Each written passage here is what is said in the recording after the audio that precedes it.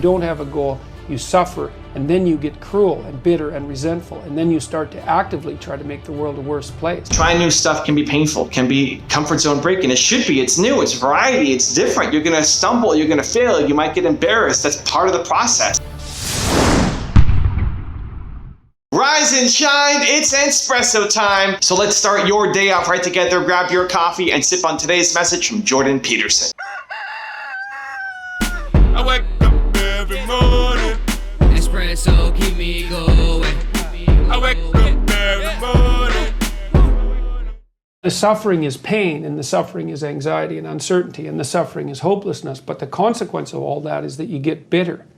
And when you get bitter, you get mean and you get cruel and you start to hurt yourself and other people. So it's not only that if you don't have a goal, you suffer. It's that if you don't have a goal, you suffer, and then you get cruel and bitter and resentful, and then you start to actively try to make the world a worse place. And because you can't suffer pointlessly without becoming bitter, and you can't become bitter without becoming cruel. So you need an aim. The question, of course, is what you should aim. Better aim. Yeah, better aim, that's for sure. So then the question is, what should your aim be? It's not easy to ask people to say, well, it's easy to ask them, what do you want in your life? It's a very hard question to answer because it's too vague and grand. Eh? So we help, in the Future Authoring Program, we help people break that down. It's okay, so here's the situation. So you put yourself in the right frame of mind. So what's the right frame of mind? It's like rule 2 in this book. Treat yourself like you're someone responsible for helping. You're someone that you are responsible for helping. So what that means is you have to start from the presupposition that despite all your flaws and insufficiencies, that it's worth having you around and that it would be okay if things were better for you. So you need to take care of yourself like you're taking care of someone you care for. So there's a bit of a detachment in that.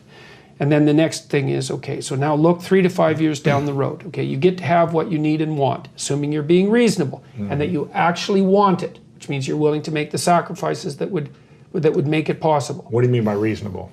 Well, that's the next thing. Well, within your grasp, that would be something. What if something is out of your grasp, but you still push hard enough to potentially get it? Then you need an incremental plan, right? You need to of break course. that goal down into steps. Not that some crazy goal within a year that's like, you Yeah. haven't even done the work to master a skill yet. Yeah, I got it. Yeah, well, that's it. And you can have a high-end goal, and more power to you if you do. But you need it. Yeah. Well, you need a pathway to it. Absolutely. You know, if it's 10 stories up above you, you need a staircase to get there, right? And so you have to build the staircase too. Right. I think too many people settle too early on in life for the wrong aim. People settle for the wrong business, people settle for the wrong career, people settle for the wrong relationship because they're in such a rush to get to their aim that they end up with a life of suffering. If you don't know your aim yet, that's okay.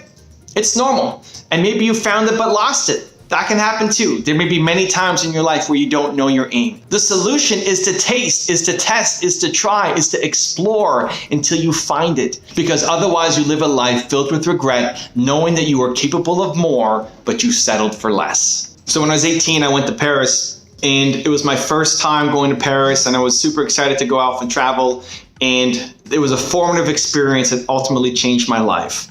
One day, sitting outside the Notre Dame Cathedral, and I had my map open, and I'm looking for where I'm going to go next. And this girl comes up to me and in perfect French asks me for directions. And I thought she was cute, and I wanted to ask her out, but I was too afraid. I was embarrassed. I was afraid I might get rejected. I was afraid I didn't have the perfect words. That French was my second language, and I didn't want to embarrass myself. And so I just told her where she needed to go, and she left. And I felt so bad about that moment that I took a picture just outside the cathedral, and I went home and processed the picture, and then I blew it up and put it on my wall. And I had that as a daily reminder for myself that I did not want to live with regret, that I would rather know and fail than not know. And looking at that picture every day as I walked into my basement apartment in downtown Toronto, that helped me start my first business.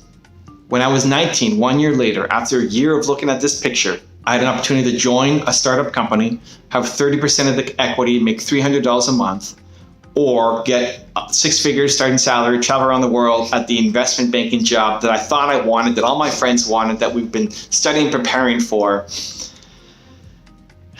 And I had that picture in the back of my mind. I had that picture calling to me, say, why am I looking at this picture every day? It's because I don't want to live with regret. because I would rather know and fail than not know. And so I said, you know what? I can always go and get another banking job. It may not be the same job, it may not be as good pay, it may not be the travel around the world like this one was offering, but I can get another job. This startup thing, I didn't know if I'd ever get another shot at it. I didn't know once I got on the corporate path if I'd ever be able to get off it. And I felt like I would regret, ultimately, I felt like I would regret it if I didn't at least take a shot. And the most likely scenario was failure. Most entrepreneurs don't make it. And so even knowing that the most likely outcome was failure, I had to go off and do it just to know, because I was looking at that picture every day and reminding myself that I would rather know and fail than not know. And that's what led me down the entrepreneurial path. Now, I didn't know it was going to work out. I didn't think it was going to work out. And we struggled and it sucked at the beginning. And I was making no money and I felt worthless as a human being in the early days of my business. But you have to taste it. You have to explore it. You have to try it. You'll have moments in your life where you have absolute clarity, absolute focus. Like, this is what I am meant to do right now. And when you find that, then you have to push hard, right? That's me right now with YouTube and starting on Instagram, right? That's me right now. This is a moment. In 10 years, YouTube may not even be around. Maybe it's going to be virtual reality Evan coming into your living room, right? 10 years will be a whole different ballgame. But now I have a moment. When people ask me, where is it going? I don't know. I'm focused right now because this is my time. Where too many people are sitting on the sidelines when it's their time. But then when your time is over, when that window of opportunity closes, then what? Then you're back to not knowing what to do. And that's when you need to get back on the horse and you explore and you taste and you test and you try. And it's messy and most things won't work out.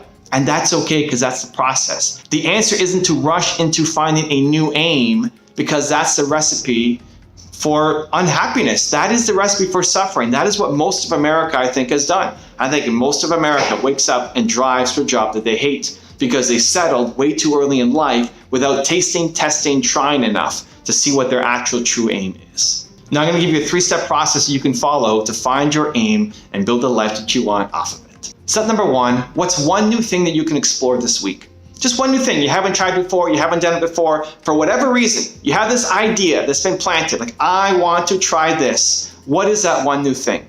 You won't know until you try it. That list of ideas isn't going to get any shorter. Right? The way to make those ideas shorter is to go off and try it. You won't know if sushi is good until you take a bite and eat it. You can't think your way through tasting sushi or trying a banana or trying that new salted caramel popcorn thing that we got here in New York the other day. That's really good. That's sitting over there, but I can't eat it right now because I'm on my keto diet on Sundays. Anyway, what's one thing that you can pick right now that you want to just explore sometime this week that's new, that's different, that's outside your usual, that's not part of your comfort zone? Pick one thing. Step 2 is, how will you eliminate expectations? Part of the problem in chasing after new ideas is we have expectations of it being great. Things won't be great. You will suck at the beginning. Don't expect it to be amazing at the beginning, because otherwise you put too much pressure on it being perfect, and chances are it won't be perfect. If you go on a first date expecting to marry the person that you're meeting, you're going to sabotage the whole thing. The acid test should be, do I want to go back for a second date? Right? Was it interesting? Did I have fun? Do I want to go back for a second date? Same thing with trying something new. When I first started learning salsa dancing, I'm tall, I don't speak Spanish, I take big steps, I knew zero dancing growing up. On paper, everything looked really bad against me. I walked in my first class and I wasn't very good. I didn't pick it up instantly, but I just liked it. I just enjoyed it. And so fast forward, a decade plus later, I own the largest dance school for salsa, maybe in North America.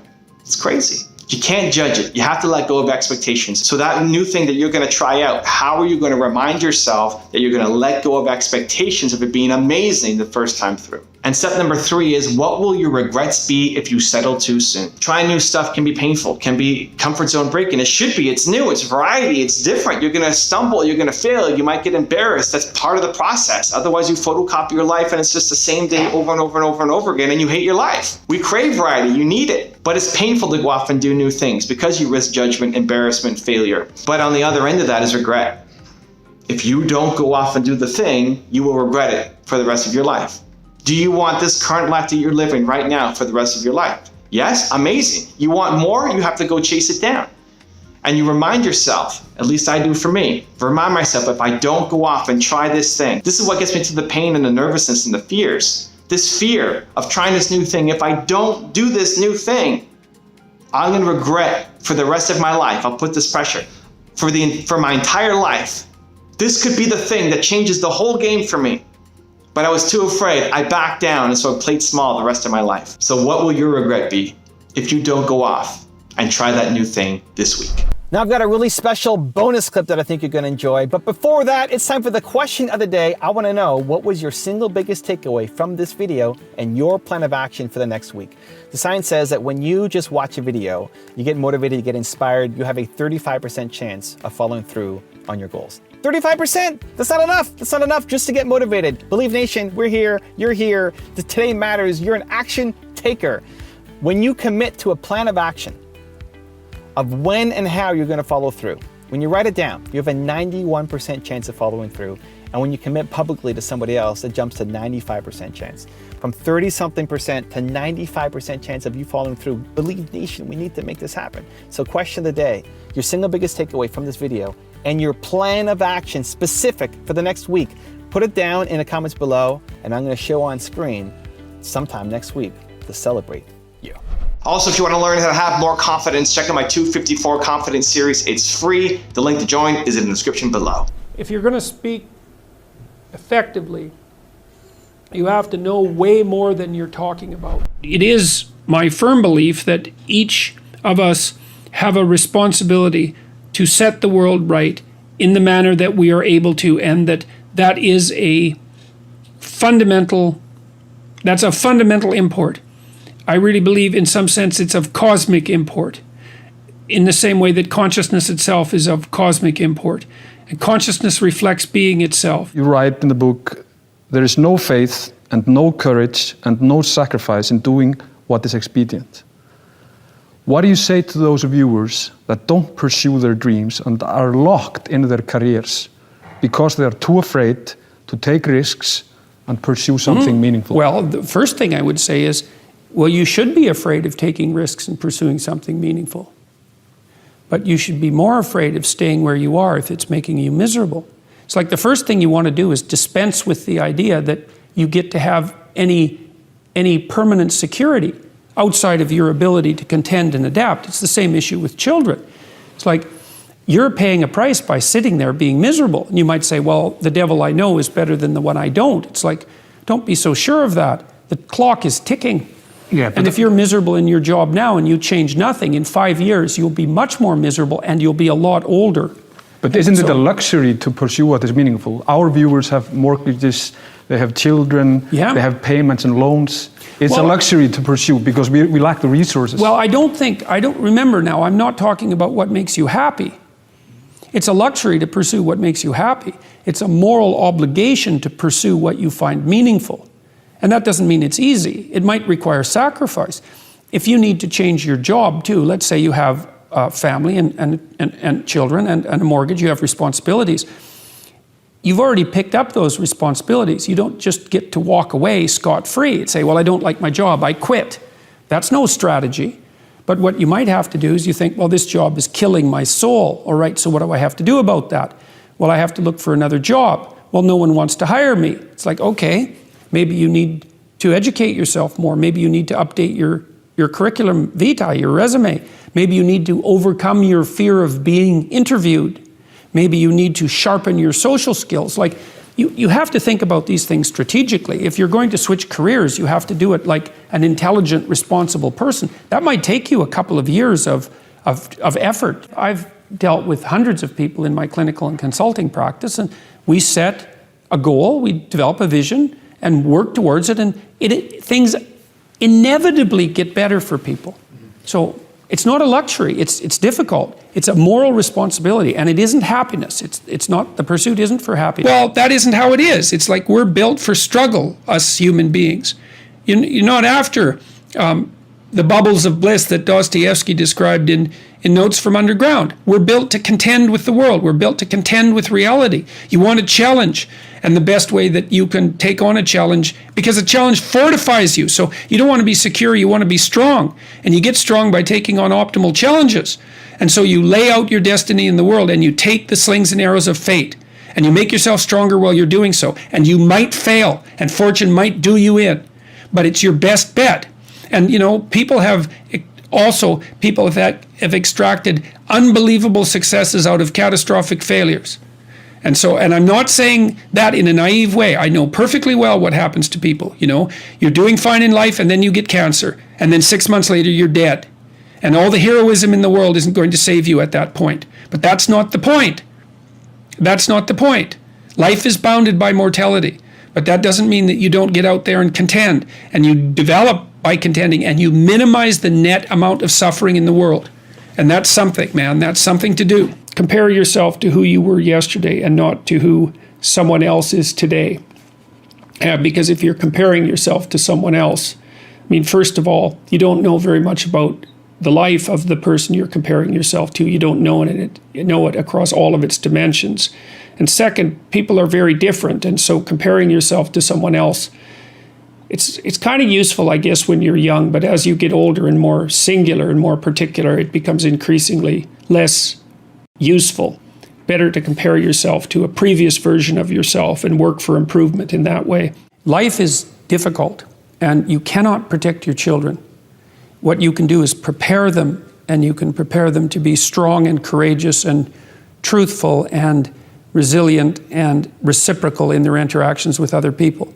And that means you equip them for what life will be, which is at minimum a series of difficult challenges, and often more than that, because of course people go through very difficult times in their lives. And a resilient person is capable of standing up to things in the face of fear and moving forward voluntarily, convinced of their own competence and ability to prevail.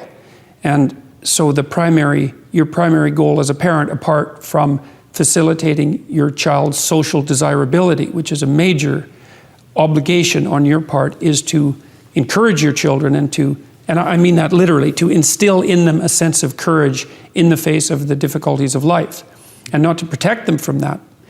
We don't even want to be protected from those difficulties, because a major part of life and its meaning is the challenge that comes with confronting difficulties. I said with Bill C-16 that I wouldn't speak the language of the radical leftists, because I don't think that language should define the game. But let's say it does. So here's the game.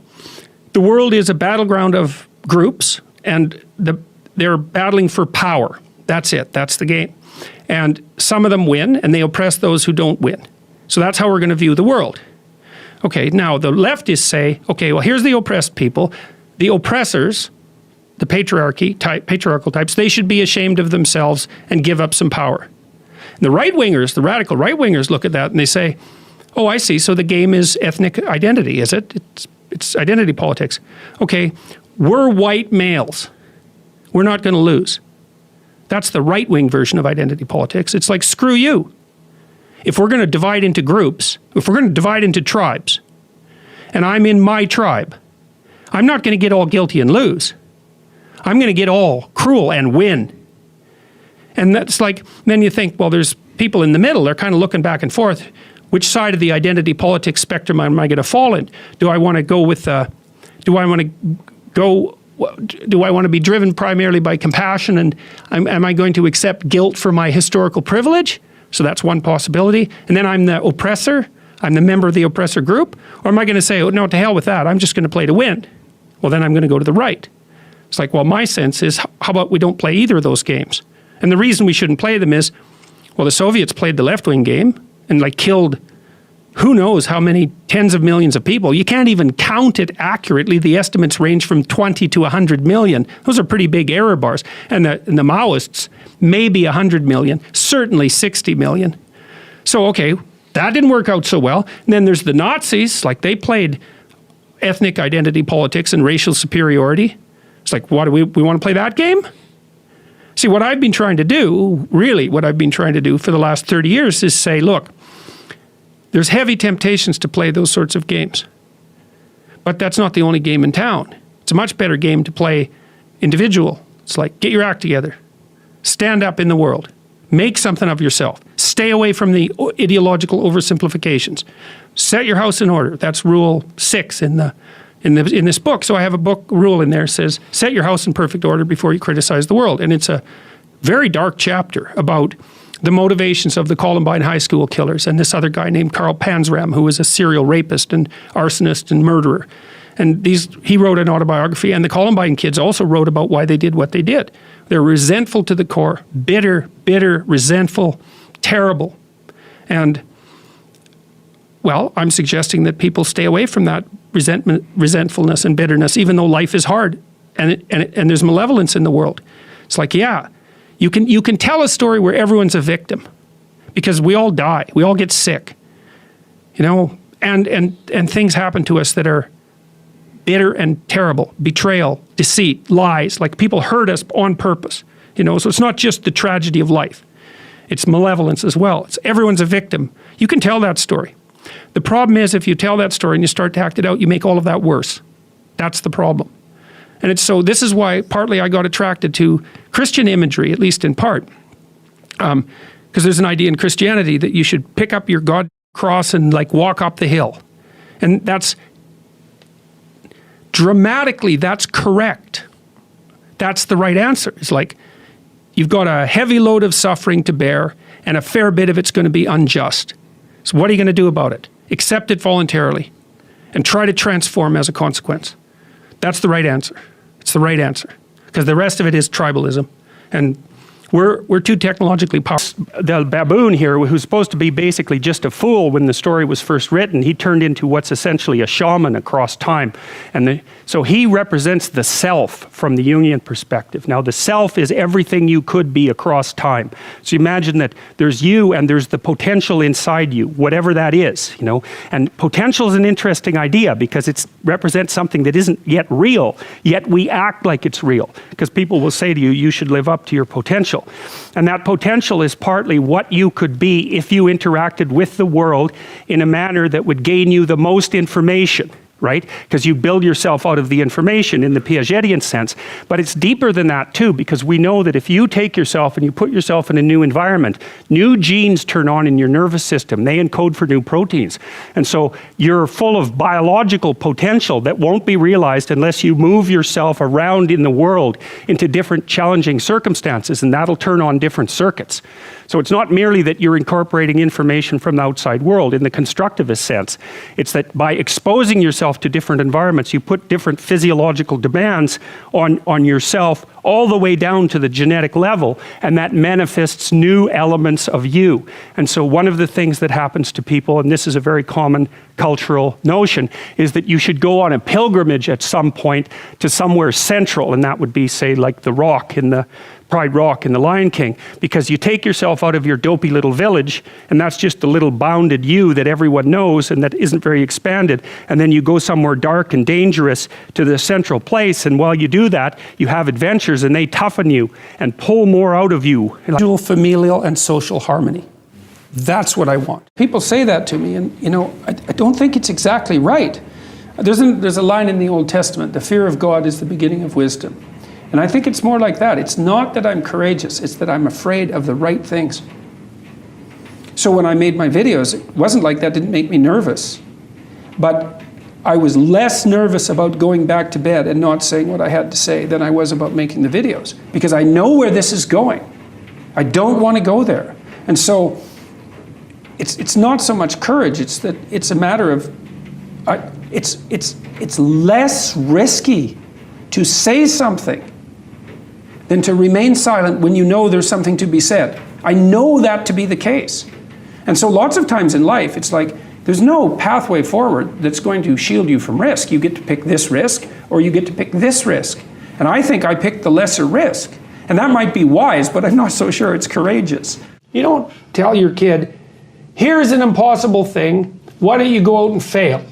You say, here's something worth going after. Here's a step you could take that would push you beyond where you are, but that you also have a reasonably high probability of succeeding at, right? They call that within a time frame. Within some time frame. That's the other thing. You have to parameterize it with regards to time frame. That's right.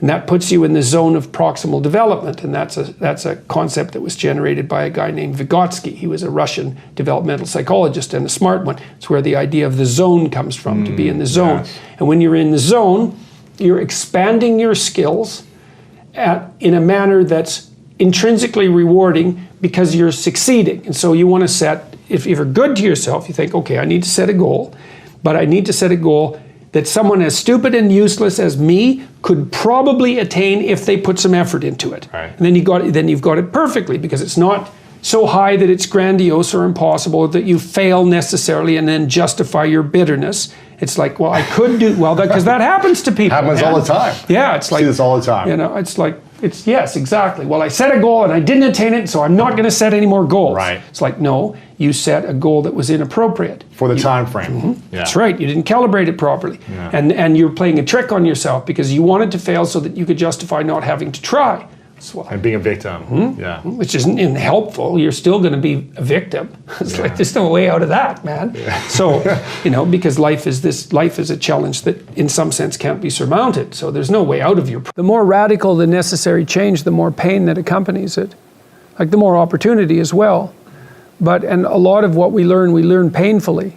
And so it's not surprising that people shrink away from learning. We learn in pain and anxiety very frequently. Everyone knows that. It's like the things that you really learned in life, it's like, it was no joy, man. Like, it took you out. And so the fact that people flee from that is hardly surprising. But it doesn't help, that's the thing. It just stores up the catastrophe for later. And so the better idea is to eat a little poison every day so that you don't have to overdose in a month. It's something like that. And it is the case that I think, because you aren't forced to, first of all, you don't learn unless you're forced to learn. I know there's alternatives to that. There's the voluntary search for knowledge, and that's a fine thing, and that is an antidote to this. But apart from that, speaking more practically, you tend not to learn unless you're forced to learn, and what you tend to learn by force are difficult lessons. And so people are very prone to not seek that out. It's not surprising, but it's because they don't understand the consequences very well. It's because they're convinced that there's some way of forestalling the necessary learning, and there isn't any way of forestalling it. All you do is make it worse in the future. You make yourself smaller, and you make the lesson harder. And so that's why in so many religious doctrines there's emphasis on humility. And humility isn't to debase yourself. It's to understand that you don't know enough so that your life isn't going to be miserable. And so every chance you get to grab something new that will help you along your way, you should take it as fast as you can. But you have to have a very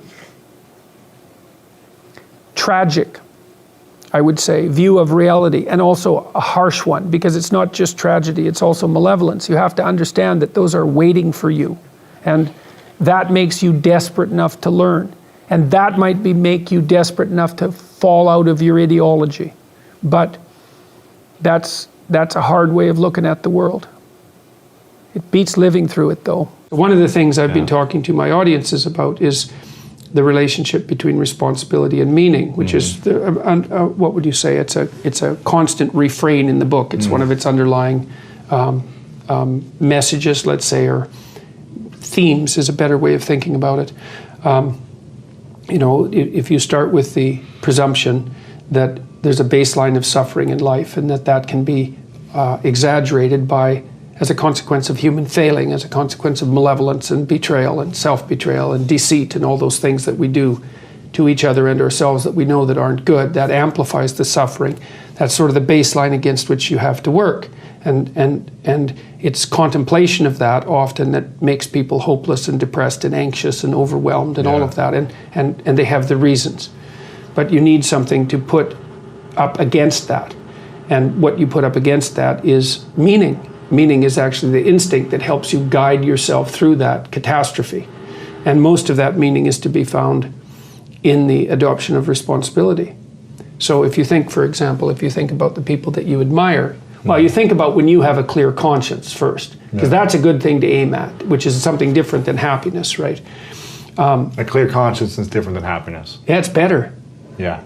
That's you're not better. Like guilting yourself. You're not feeling bad about yourself. That's right. You feel that you've justified your existence, right? And so you're not waking up at 3 a.m. in a cold sweat thinking about all the terrible things that you've involved yourself in.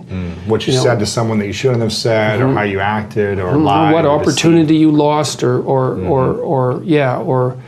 the things that you've let go that you should have capitalized on, and all of that. And so, if you think about the times when you're at peace with yourself with regards to how you're conducting yourself in the world, it's almost always conditions under which you've adopted responsibility, right? At least the most guilt I think that you can experience, perhaps, is the sure knowledge that you're not even taking care of yourself, so that you're leaving that responsibility to other people, because that's pretty pathetic. And unless you're psychopathic, and and you're living a parasitical life, and that characterizes a very small minority of people, and an even smaller minority think that's justifiable. But most of the time you're in guilt and shame because not only are you not taking care of yourself, let's say, so someone else has to, but you're not living up to your full potential. And so there's an existential weight that goes along with that. We kind of have this idea that, well, you're free as a child, and then let me see if I can put this properly, that you have a certain delightful, wonderful, positive freedom as a child, and then that's given up as you approach adulthood. But the truth of the matter is that you have a lot of potential as a child, but none of that is capable of manifesting itself as freedom before you become disciplined. And discipline is a matter of the imposition of order, and the order is necessary, especially for people who are hopeless and nihilistic. And lots of people are hopeless and nihilistic. Way more people than you think. And part of that is because no one's ever really encouraged them.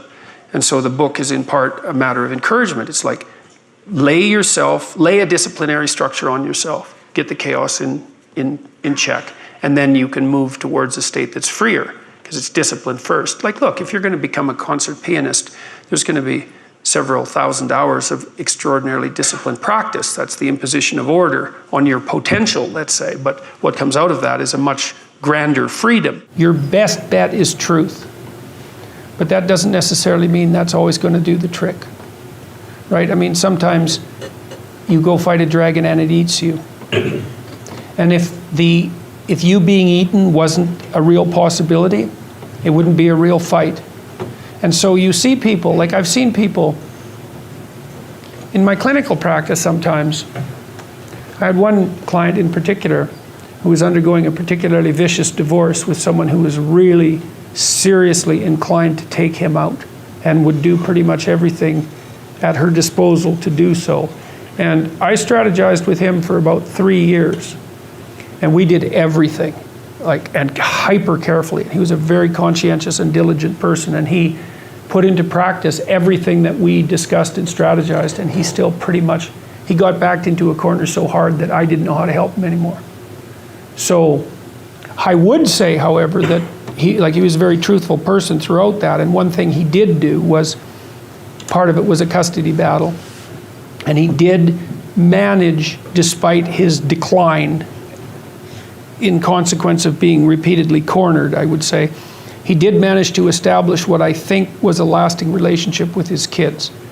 So he might have got enough out of what he did to justify it, even though the whole landscape was pretty awful.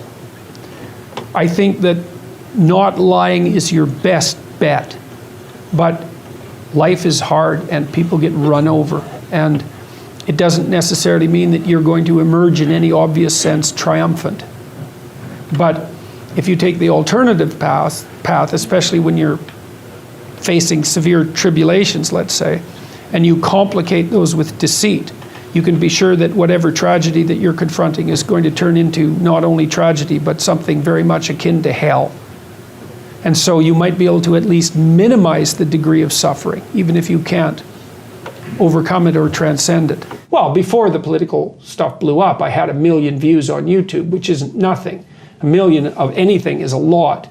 But then when the political scandals started to break, then people came for them but stayed for the content, and that's been really useful. Well, it's been well, and it's not that surprising. Well, because of what you do, it's like there's a great hunger for information that is practical and useful and that helps people find meaning in their lives and orient themselves. There's a great hunger for that. And most of my lectures were derived from solid psychology, some of it experimental, some of it biological, some of it from the domains of neuroscience, a lot of it from great clinicians. It's not surprising that people find it helpful because, well, great clinicians were great because they were really helpful. And so to distill that and to offer it to people in a digestible form, to have that have a good effect on them, well, that's what you'd expect. That's what the whole discipline is about. And so that's been great. This circumambulation that Jung talked about was this continual, we'll return to this continual circling in some sense of who you could be. You might notice, for example, that there are themes in your life. You know, when you go back across your experiences, you see you kind of have your typical experience that sort of repeats itself. And there might be variation on it, like a musical theme, but it's like you're circling yourself and getting closer to yourself as you move across time. That's the circumambulation. Now, you remember that for a sec, because we'll go back to it. Okay, so imagine that something glimmers before you. It's an interest that's dawning, and you decide, well, first of all, you're paralyzed. You think, well, how do I know if I should pursue that? It's probably a stupid idea. And the proper response to that is, you're right, it probably is a stupid idea, because almost all ideas are stupid. And so the probability that as you move forward on your adventure that you're going to get it right the first time is zero. It's just not going to happen.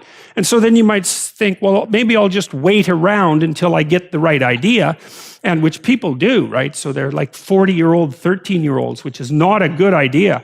And so they wait around until it's waiting for Godot, until they finally got it right. But the problem is you're too stupid to know when you've got it right. So waiting around isn't going to help, because even if the perfect opportunity manifested itself to you in your incomplete form, the probability that you would recognize it as the perfect opportunity is zero. You might even think it's the worst possible idea that you've ever heard of anywhere. Highly likely, highly likely. So you have, Nietzsche called that a will to stupidity, which I really liked. So, because he thought of stupidity as being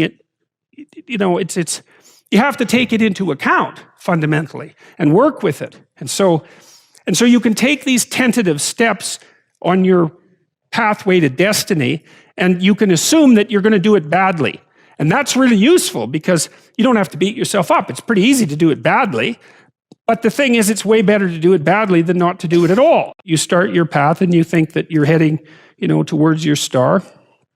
And so you go in that direction. And then, because you're here, the world looks a particular way, but then when you move here, the world looks different, and you're different as a consequence of having made that voyage. And so what that means is that now that thing that glimmers in front of you is going to have shifted its location, because you weren't very good at specifying it to begin with, and now that you're a little sharper and more focused than you were, it's going to reveal itself with more accuracy to you. And so then you have to take it's almost like a 180-degree reversal. But it isn't, because, you've gone this far, and that's a long ways to get that far. But that's a lot farther than you would be if you just stayed where you were, waiting. And so it doesn't matter that you overshoot continually, because as you overshoot, even if you don't learn what you should have done, you're going to continually learn what you shouldn't keep doing. And if you learn enough about what you shouldn't keep doing, then that's tantamount at some point to learning at the same time what you should be doing. So it's okay. So it's like this.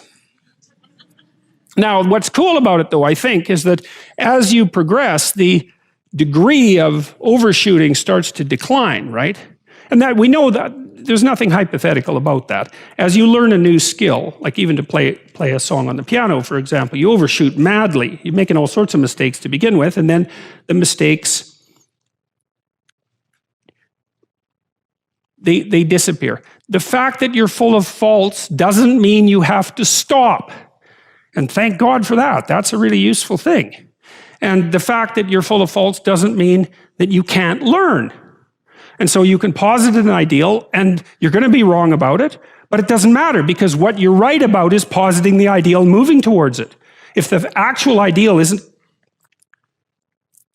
conceptualize perfectly. Well, first, surprise, surprise, because like, what are you going to do that's perfect? So it doesn't matter that it's imperfect. It just matters that you do it and that you move forward. So that's really positive news as far as I'm concerned, because you can actually do that, right? You can do it badly. Anyone can do that. So that's useful. I'm incredibly nervous to talk in front of you because you've got to be one of the most formidable people that I've ever heard of or ever listened to or ever seen. So my question is, again, you're one of the best communicators that I've ever listened to. If I could be half as good at you or at communicating as you are, I would be set. How can I teach myself to do that? Practice. You know, really, like, well, there's a couple of things. It helps to read a lot. It really helps to write. So if you want to make yourself articulate, which is a very good idea, then not only should you read, but you should write down what you think. And if you can do that a little bit every day, 15 minutes, maybe you could steal 15 minutes and do it every day. But if you do that for 10 years, you really straighten out your thinking. If you're going to speak effectively, you have to know way more than you're talking about, you know. So this is often difficult for beginning lecturers at university because they'll do a lecture on a topic, but they only know as much as they're saying in the lecture. And they get kind of stuck to their notes because of it.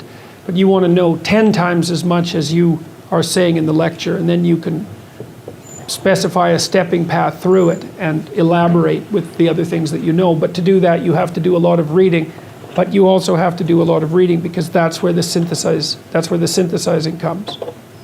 So that's on the input side. And then on the output side, well, there's some techniques, let's say, is like if you're speaking in front of a group, you are not delivering a talk to a group. That's not what you're doing. The talk isn't a packaged thing that you present to a group. There isn't a group. There's a bunch of individuals, and you talk to them. So when I talk to a group, I always talk to people one at a time. And that makes it easier too, because you know how to talk to a person. It's like, can you talk to 1,000 people? Well, probably not, because it's too intimidating. But there isn't 1,000 people there. There's 1,000 individuals. And so you just look at an individual and you say something, and you can tell if they're engaged. They look confused, or they look interested, or they look angry, or they look bored, or maybe they're asleep, in which case you look at someone else. And they give you feedback about how you're doing. And so one thing is to have something to say, yeah, but the next thing is pay attention to who you're talking to. Because unless you're very badly socialized, and that seems unlikely in your case, because, you know, you present yourself at least moderately well, you know. And, well, I mean, I don't know you very well, but on first sight, you know, you're doing fine. So the probability that if you pay attention to the individuals that you're talking to, that your natural wealth of social skill will manifest itself is extremely high. And so you don't deliver a talk to an audience. That's a really bad way of thinking about it. You're actually engaged in a conversation with an audience. Even if they're not talking, they're nodding and shifting position and, you know, looking like this, and you can pull all that in and use it to govern the level at which you're addressing the entire audience. So the last thing I would say is, well, having the aim to be a good communicator is a good start. And you think, well, I could buttress that to some degree. Well, there isn't anything that you can possibly, this is the whole point of a liberal education, there isn't anything that you can possibly do that makes you more competent in everything you do than to learn how to communicate. I don't care if you're going to be a carpenter. I mean, being a carpenter, by the way, is very difficult, especially if you're a good carpenter. But if you're good at communicating as a carpenter, you're like 10 times better as a carpenter. So, and this is something that the liberal arts colleges, I think, I don't know if they've forgotten it, but they don't do a very good job of marketing. It's like, well, what's the use of a bachelor's degree, a Bachelor of Arts? It's like, well, you can think, you can write, you can speak, you've read something. It's like, the economic value of that is incalculable. The people that I've watched in my life who've been spectacularly successful they have skills. Clearly, that's a minimum precondition. But they're also very, very good at articulating themselves. And so whenever they negotiate, they're successful. Well, that's kind of like the definition of success in life, right? You negotiate and you're successful. It doesn't mean you win. Because if you're a good negotiator, if you're a really good negotiator, everybody walks away from the negotiation thrilled. And so then people line up to do things with you. So, and that's all dependent on your ability to communicate. So, practice. Oh yes, chapter 9 is assume that the person you are listening to might know something you don't. This is a chapter about conversation and about the different forms conversation takes. And it's a chapter about humility. And it's a chapter about listening. And the humility element is, it took me a long time to understand why there's religious injunctions supporting humility. But to even understand what the word really meant in that sort of technical sense. And it means something like this. It means what you don't know is more important than what you know. And that's a lovely thing to, then what you don't know can start to be your friend, you see. People are very defensive about what they know, and for the reasons we've already discussed. But the thing is, you don't know enough. And you can tell you don't know enough because your life is not what it could be, and neither is the life of the people around you. You just don't know enough. And so what that means is that every time you encounter some evidence that you're ignorant, someone points it out, you should be happy about that because you think, oh, you just told me how I'm wrong. It's like, great. Like maybe I had to sift through a lot of nonsense to get through the real message that you're telling me. But if you could actually tell me some way that I'm wrong and then maybe give me a hint about how to not be wrong like that, well, then I wouldn't have to be wrong like that anymore. That would be a good thing. And you can embark on that adventure by listening to people. And if you listen to people, they'll tell you amazing things if you listen to them. And many of those things are little tools that you can put in your toolkit, like Batman, and then you can go out into the world and use those tools, and you don't have to fall blindly into a pit quite as often. And so the humility element is, well, do you want to be right, or do you want to be learning? And it's deeper than that. It's, do you want to be the tyrannical king who's already got everything figured out? Or do you want to be the continually transforming hero, or fool for that matter, who's getting better all the time? And that's actually a choice, you know. It's a deep choice. And it's better to be the self-transforming fool who's humble enough to make friends with what he or she doesn't know and to listen when people talk. And listening is a transformative exercise. Like if you listen to the people in your life, for example, if you actually listen to them, they'll tell you what's wrong with them and how to fix it and what they want. They can't even help it if you start listening, because people are so shocked if you actually listen to them that they tell you all sorts of things that they might not have even intended to, things they don't even know. And then you can work with that. But our topic is the rising tide of compelled speech in Canada. It's a fucking lie! But There's no such thing as compelled speech! Government cannot tell you what to do!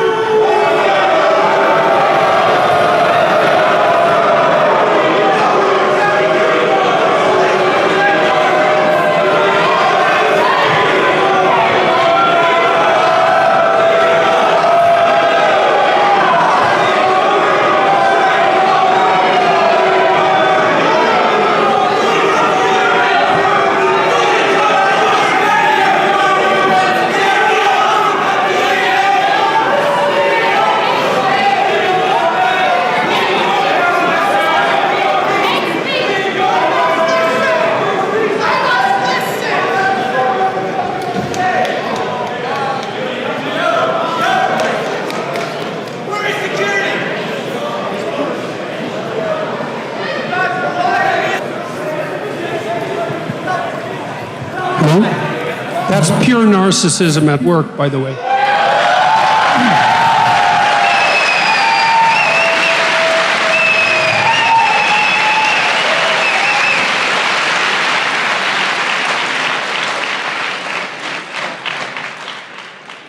You know, to hijack an event like this that other people put time and effort into, and to use their civility of the crowd and the civility of the organizers as an excuse to blatantly yell out your ill-informed opinions is no way to conduct a civil dialogue. These people are not your friends.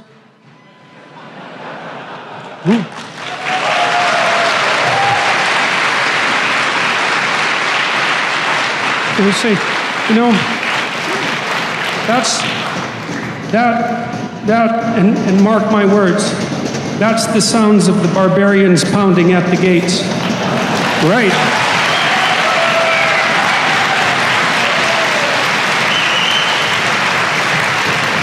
Yeah, that's, I'll tell you again too, that use of inchoate, what would you call it? Inchoate sensation is the best formulation of their argument. And there's not much difference between knocking on the doors and knocking on you. So keep that in mind. It's not amusing. There's nothing to it. There's nothing for it. The thing that's also quite appalling is that there's no evidence whatsoever that the people who are conducting these protests know what it is that they're protesting against. You know, I was in...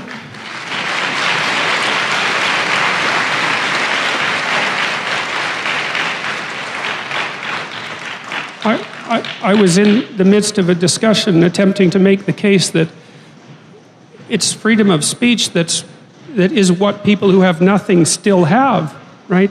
So if you look at the tyrannical structure of our society, let's say the people at the top have access to means of communication. Everyone knows that. It's the people at the bottom who have the right to say what they think, however badly they say it, that enables them to get a toehold into the system and to make their suffering known. That's what freedom of speech is for. And so, like, what's the protest against that? And I'll tell you, you know, that the radical neo-Marxist types, they speak the language of power, and that's what they're speaking right now. And if you want to live in a world where everyone speaks the language of power, then just let them do what they're doing and see what happens. I wouldn't recommend it. It's not a pretty road. And you're all in a position, you're all in a situation in your life now where you have to make decisions about this sorts of things. Like, is this the sort of institution that you want this to be? I do believe it's the case because I've watched people do very difficult things, like people who work in palliative care wards. So all they're ever dealing with is pain and death, right? And they can do it. They get up in the morning, they go to work, and they take care of those people. They lose people on a weekly basis, and yet they can do it. And what that shows is that if you turn around and you confront the suffering voluntarily, you find out that you are way tougher than you think. It's not that life is better than you think. Life is as harsh as you think. It might even be worse, but you are way tougher than you think if you turn around and confront it. And so then what you discover is that there's a spirit within you that can pursue something meaningful, that has the resilience and the strength to contend properly with the catastrophe of existence without becoming bitter. That's actually the central, and then I would say that's one of the central themes of 12 Rules for Life, is that make no mistake about it, like the first noble truth of Buddhism, life is suffering. This is true, and it's worse than that because it's suffering contaminated by malevolence. That's the baseline.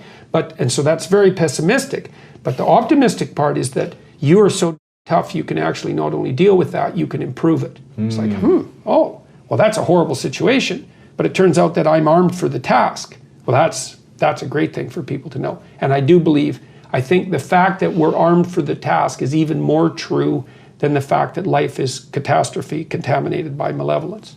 We're stronger than things are terrible. And things are pretty terrible. So that means we're pretty damn strong. Wow. Yes, it's a very good thing to know. And it's not naive optimism.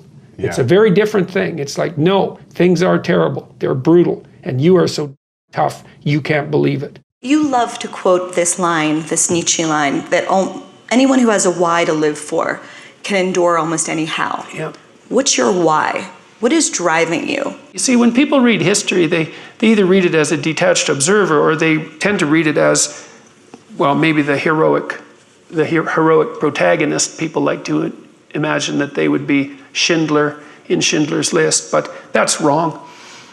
So, because the probability that you'll be the perpetrator is much higher, especially merely the perpetrator who's ensconced in silence when silence is not the appropriate thing. So I wanted to, having figured out what constituted hell and the pathway to that, which would be, I suppose, the cowardice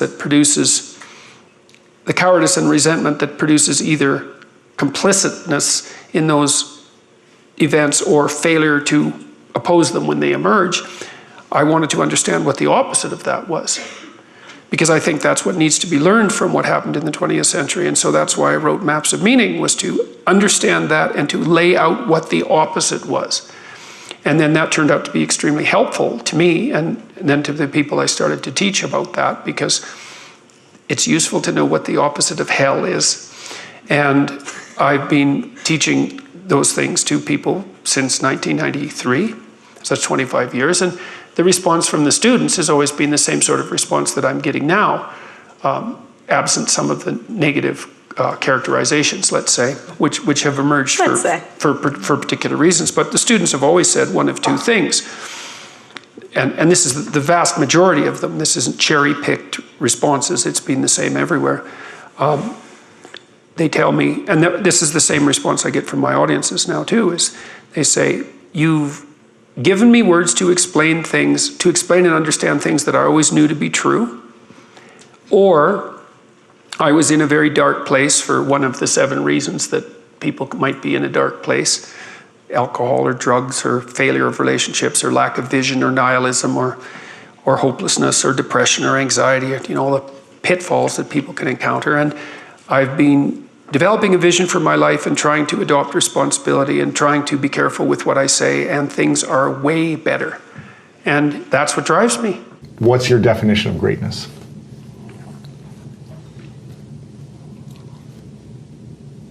Well, greatness is what reveals itself when you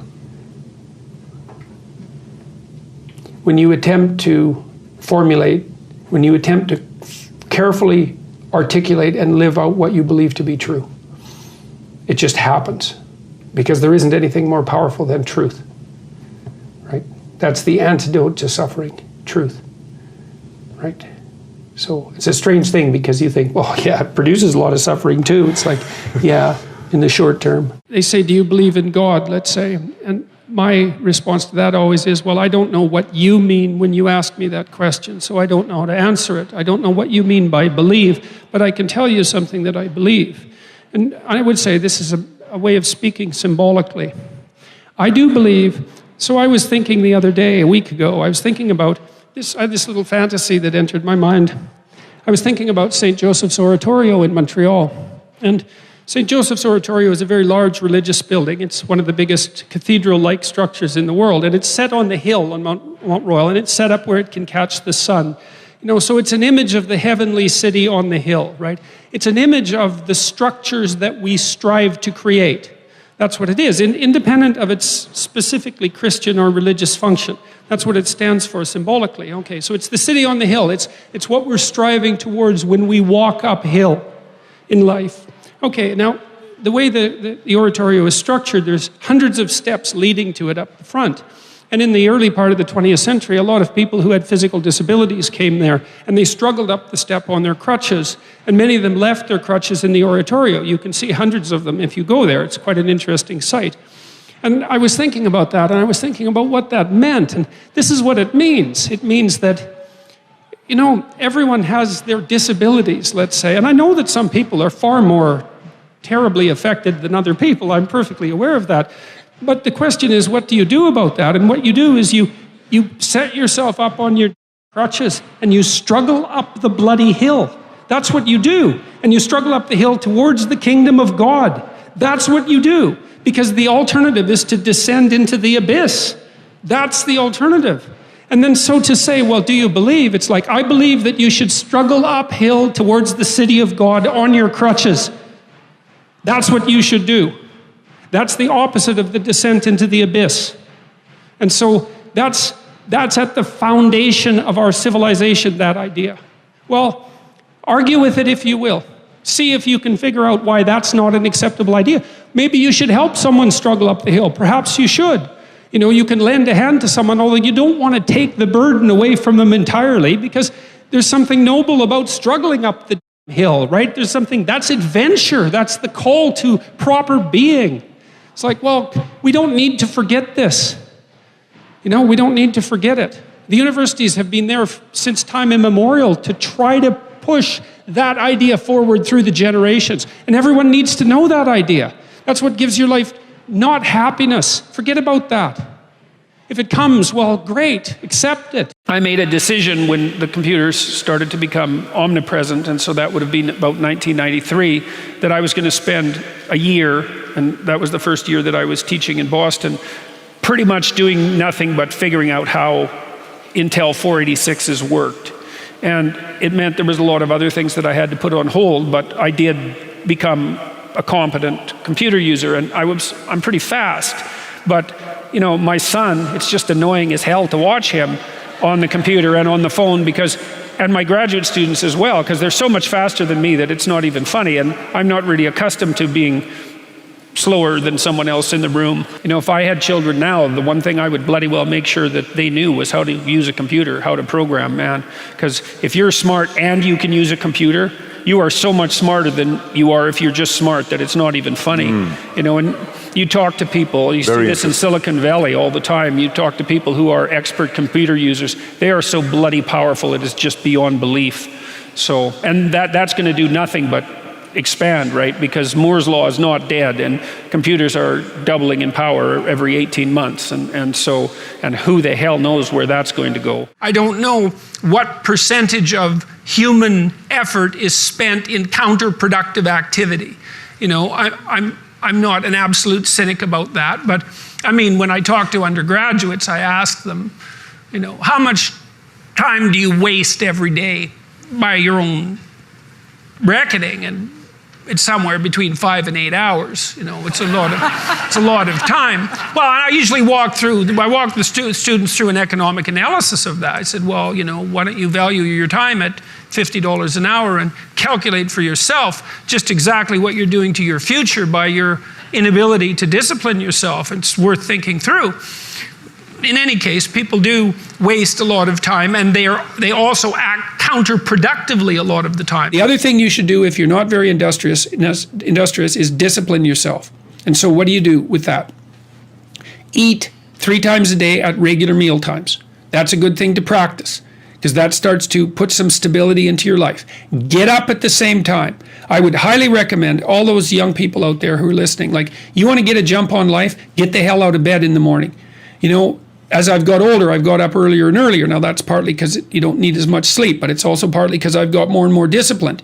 Like, get up early in the morning and get your things done. Man, learn to get up at 6 in the morning and you'll be one deadly creature, especially if you can get to work. You'll have half your day done by the time other people haul their sorry asses out of bed. And so that's a massive, massive advantage. Look, Warren Farrell, not the comedian, Warren Farrell, the author, he outlined data in Why Men Earn More, which is a book I would recommend, by the way, showing that if you work 13% longer hours, you make 40% more money. It's nonlinear. So you think, why is that? Well, imagine you had 10 employees and one of them works an extra 10%. It's not much. Well, how often is that person going to be promoted, assuming you have a clue as a boss? It's like you're going to look at the 10 people and you're going to think, oh, that guy's always here like 45 minutes early. It's like, why don't we give him the promotion?